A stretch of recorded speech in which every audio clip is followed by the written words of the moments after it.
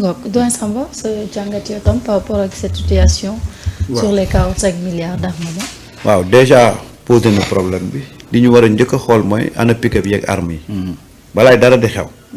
fu armes yi dugg fu pick-up yi nekk parce que y a des images qui circulent yoo xam ne gars yi dañoo yëgoon ci ay pick-up yor ay armes. et je pense que pour la stabilité de ce pays-là il faudra d'abord récupérer les armes ak pick-up yi. ensuite nag léegi ñuy doog a dugg ci 45 milliards yi. parce que dama koy wax rek waxaat ko 45 milliards yi d'armement yi ñuy wax boo demee 10 milliards sax dugaluñ ko ci armement yi. 10 milliards dugaluñ ko ci armement yi. les gens ont décaissé 45 milliards mais li ñu lekk li ñu dugal ci armement yi boo xaymaa motul 10 milliards. li si des yëpp dañ koo séddoo ci seen biir. c'est-à-dire que les gens ont créé toutes sortes de mécanismes pour s'enrichir. Toutes sortes de mécanismes pour s'enrichir. Maintenant, dans l'entendement du citoyen, on pense que les 45 milliards ont été utilisés pour acheter des armes. Mais nee naa la nawoon fa woon rek lañ doon def 10 milliards lañ génne jënd ci ay quelques armes li si des ñu këlamti kooku dugal seen poos jàpp seen jàmbur. te loolu gis nga loolu dafa bokk ci sénégalais yi nga xam ne seen exigence la pour que la lumière soit faite autour de cette affaire-là. Mais comment dans un pays sérieux une république on te dit que ministre de l'environnement moo soxla ay armes jaarale ko ci ministre du budget ñu daal di génne seen xaalis ñu dem jëndee ko ci un petit voyou qui s'appelle Petit Boubé avec la complicité de Adecon bi nga xam ne waa famille Pérez ñoo ko gérer. C'est ça. Et ça ñu bëgg a bàyyi noonu mu jàll quoi. te ce ministre là kenn déggu ko fenn mu ngi ne pat. ñoom ñëpp ñu ngi ne pat Abdoulaye Daouda c'est-à-dire que aujourd'hui même ces gens-là constituent des menaces. ak jël nañ ay armes nekk ci biir réew mi ba pare nekk ay opposants mais je ne dis pas que je suis non mais bu ñu xëyoon tey ne dañu bëgg a daaneel nguur gi nag. ba noppi yoo xaalis bu bëri. parce que yor nañ xaalis yor nañ arme ba pare xamanteeg ay vayu. en plus ouais.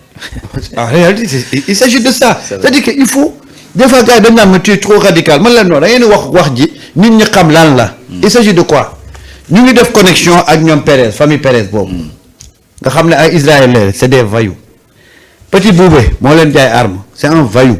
arme yaa ngi ci biir dëkk bi piquet bi yaa ngi ci biir dëkk bi nervi yi ana numéro 9 bi ah te ñuy def loolu ñu ngi fii ci dëkk bi yor seeni milliards ah léegi kay il faut accélérer la cadence. D'accord.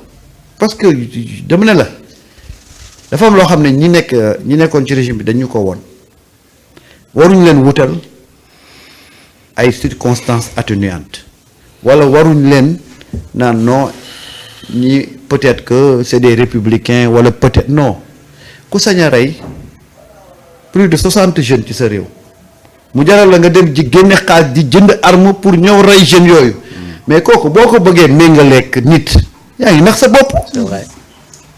toujours dama leen di wax ne bàyyi leen xel ci état d'esprit ñi nga xam ne ñoo fi nekkoon. man boo xasee bañ ni ñii ñoo rey nit man keroog laa pare ne ñii ils sont capables de faire pire que ça pour rester au pouvoir te ils sont là. saa waay amul layam yi. du problème bu naqaree réglé ah. non c'est pas compliqué. des problèmes yi ñu fi am nii di ko wax nii bii bokk na ci gën a yomb réglé. je te jure. parce qu'il y a toutes les traces le contrat est sur internet les bordereaux de livraison adresse yeeg. numéro de téléphone tout. pick-up yaa ngi fi. tout est là. pick-up yaa ngi fi. vidéo yaa ngi fi. ñi jënd ay arme bi ñi décaissé ki waxoon ne da koy utiliser pour son ministère ñëpp a ngi fi. gis nga dëkk man dama gëm ne dafa am ay questions yoo xam ne il faut les régler très tôt après nga nekk ci leneen. oui te ça c'est une question de sécurité nationale. oui il faut régler cette question-là et avancer. waaw. Salut beaucoup. oui Mariétou. jàngat par rapport ak ces 45 milliards d'armement yi nga xam ni comme ni ko Rawane ak Samba waxee c'est pas quelque chose boo xamante ni c'est difficile à résoudre. Mariétou détention préventive xam nga mu woo. ñii ñoom ils doivent tous être en détention préventive. Ah bon? Ah waaw waaw bàyyi ma ah bon waaye Mariétou. vous avez tout ce qu'ils ont fait ici tous les rapports qu'il y a ici fii il y a combien de rapports qui les épinglent ñoom ñëpp. Ils sont épinglés dans tous les scandales. Le contrat des armements du ministère de l'Environnement et tout ça là, ils ont utilisé, ils ont fait un contrat, ne dina matériel, dina par exemple les cadres forestiers, ils ont des armes. parce que parfois ñu tasee ay braconniers. ñu doolante ay balles. Moi quand j'étais au niveau du parc du Niokolo-Koba. ñoo xam ne dëkk naa fa un an. il y a eu benn jour bi nga xam ne gars yi ils avaient eu un échange avec des braconniers. Donc ils ont des armes, ils ont des munitions. Mais 45 milliards pour du matériel ak des armes bon. xam nañ que comme Samba ni mu ko waxee rek benn genre kii lekkukaay la woon rek. En plus la manière ils ont fait ça ils ont fait le compte ils ont mis le contrat ils ont créé kii leen jaay arme c'est un escroc notoire.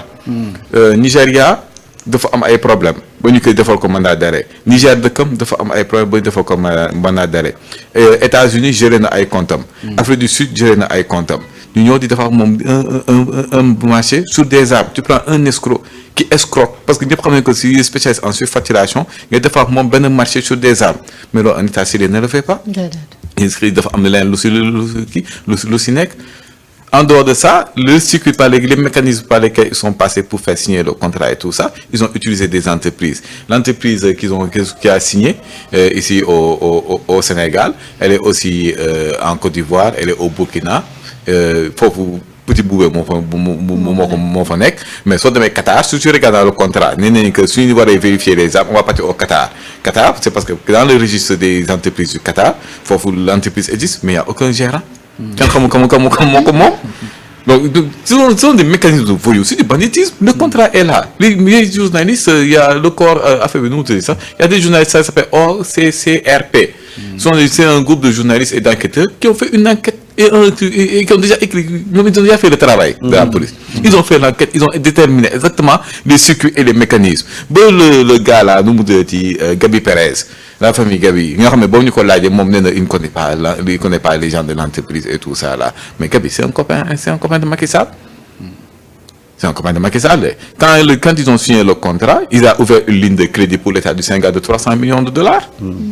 waaw toog jàpp ñaamuro pour des armes parce que moom il a un compte il peut exporter des armes donc c'est gis nga lii loolu mën a tax ma ne la détention préventive war nañ ko woo bu yàgg la mu tax sax ñu koy bàyyi mu dem day dem umra ji xom yow tu as des dossiers pourtant on te laisse sortir di dem umra ji comme jom dina dem umra ji alors que moom te lekk na suñu ay oris. sa imam la de.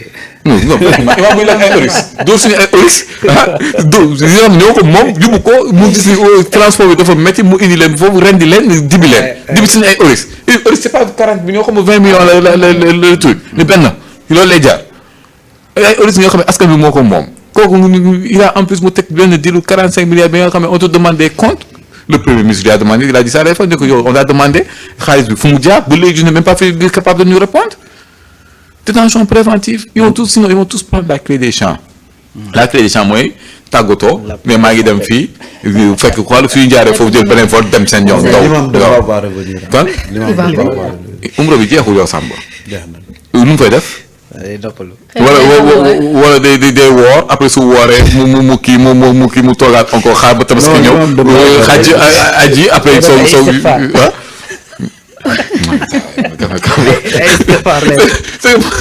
su may wax si waxu ñi man sama xol bi day jóg. Ils ont tué plus de 80 personnes. Il y a combien de personnes qui ont disparu?